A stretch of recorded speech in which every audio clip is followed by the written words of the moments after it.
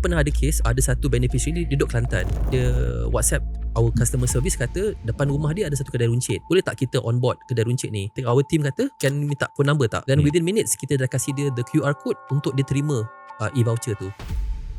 Tadi you mention pasal vendor dia ada Mydin, Aeon. Mydin, Aeon, Lotus. Okay, these are big supermarket. Kalau kat kampung ni kadang Lotus tak ada, Aeon tak ada, Mydin pun tidak ada. Yang ada Speedmart contoh.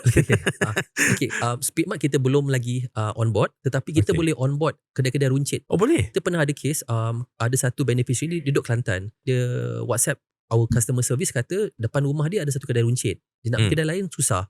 Boleh tak kita on board kedai runcit ni? One particular kedai runcit ni. So our team kata, can minta phone number tak?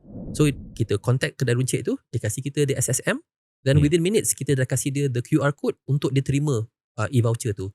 As a matter of minutes, like 5 to 10 minutes kita dah boleh on board dah, provided they ada all the documentation lah, the SSM apa semua.